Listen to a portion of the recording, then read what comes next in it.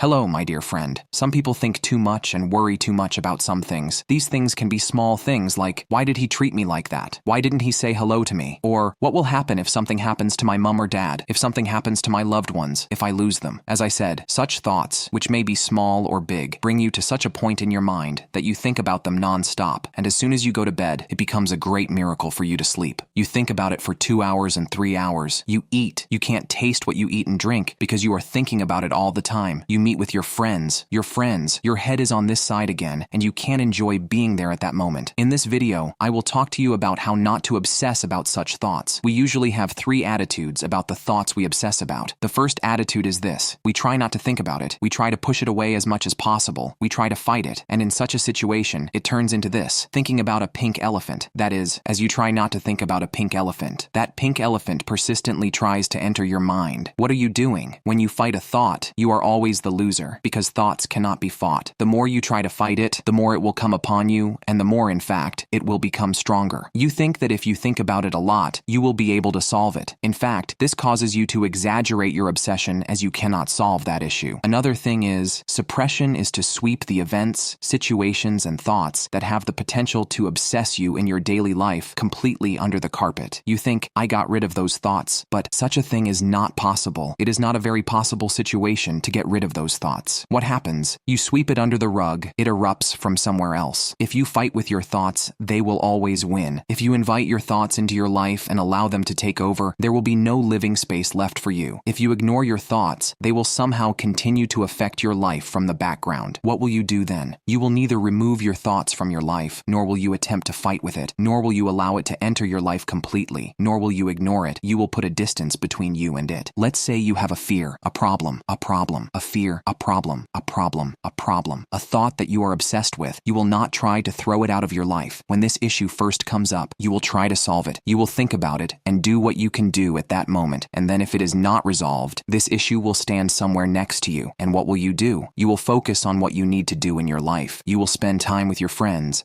Spend time with your family. Take care to spend time for yourself. You will say that you can't give my head. Maybe you will say that you can't give my head. Maybe you can deal with them as much as you can. Even if you give 50%, do you know what the profit will be? After a while, when you focus on other issues, the thought that you put distance between you, it will start to fade gradually. Because if a person obsesses about something throughout his life, then that issue goes away and another issue comes. And generally a very large part of the things we fear do not happen. The poet says, "This beautiful weather has ruined me." What ruins us, especially in this obsession, is our expectations. Now think about it. You want to get married or you want to have children. You want to be a mother or a father. You want to get a job. And what can you do about it? What can you do about it? You think that this news will come through a door and you are waiting at that door. You check it every day. Will I get married? Will I not get married? I couldn't get married today either. I couldn't find a job today either. It gets to such a point that this expectation actually creates serious problems for you to live your current life. What are you doing? If I leave this door, as if I will miss it, you are constantly thinking about this issue. You are constantly focusing on this issue. There is no room for anything else in your life. I say this: if news from the future came and told you that you will never get married, you will never get a job, you will never be able to do this, would your life be so bad? The people I ask this question usually say it's very bad at first, but then when they gradually adapt to this subject, they say, what if? If I can't get married, I would continue to live my life. I would find other things that give me pleasure. So if you remove your expectation on this issue, you will already focus on living your life. You will focus on living your life. If that thing comes, it will find you anyway. So you think you should continue to live your life without waiting at the door on this issue. You think too much. You think non-stop. You think that if I think too much about a subject, that subject will be solved. But 99% of your thoughts are rubbish. Think about something that will happen tomorrow, or there is a bad event that will find you tomorrow,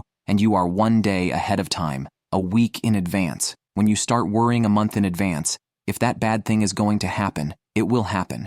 And when you worry about it beforehand, both tomorrow, 1 day, the thing you are worried about will happen, and you will feel bad about it, and your current day will be bad, and your current moment will be bad. Behind this, I think there is such a presupposition behind this. I think people think that if I think enough, that issue will be resolved. But there is no such situation. We need to change this thing first. For example, in the past, the presentation issue was an anxious issue for me. I was starting to worry a month in advance. I say to myself that I should question this issue enough. I have to think, what will happen? What will I tell? What if this happens? What if that happens? And I realized that When I think too much about a subject beforehand, I make myself tense. I make myself anxious. And when such a thought comes to me, I give myself a suggestion and say, Behan, when the time comes, you will do something about it. Did you do your best, Behan? I did.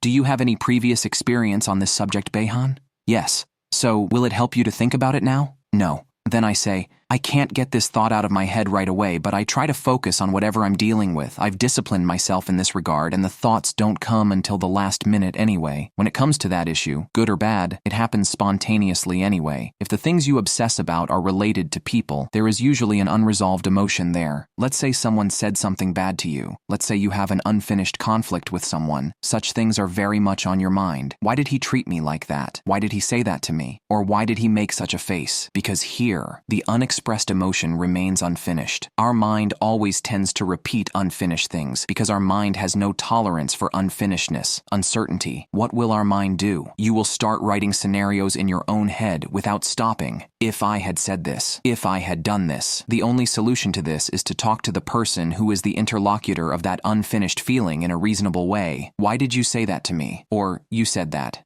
and I felt that way. There is no need to come to a conclusion. There is no need to resolve that conflict at that moment. When the emotion that remains in you is transferred to the other party, that emotion, the issue of obsessing about it will end. But when you leave a lot of emotional crumbs and emotional residue in you, if there is such a job left tomorrow about whoever, that issue will not leave your head for nights and days and will occupy your mind. Sometimes you worry too much about the negative things you think await you in the future and you obsess about them. What if I get fired from my job? What if I break up with my lover? Or what if I lose someone I love from my family? In such cases, I actually think like this. The scenario I have encountered in clients for years is, there is another fear behind the main fear. I say, let's say, what happens if this thing you fear the most happens to you? Let's say, what happens if you lose your mother or father from your family? Usually the first answer is like this: I'll be ruined, I'll be finished, life will be over for me. Okay, this is the emotional thing at that moment. Then how will life continue for you? I'll be alone. Okay, you're alone. What happens after you're alone? I can't cope in life. I'll have difficulty. What is he actually doing? The person who is afraid of losing his mother and father is afraid of life. In fact, he is afraid that he is incapable of struggling alone. Or let's think like this. Let me give another example. The man is afraid of being fired from his job.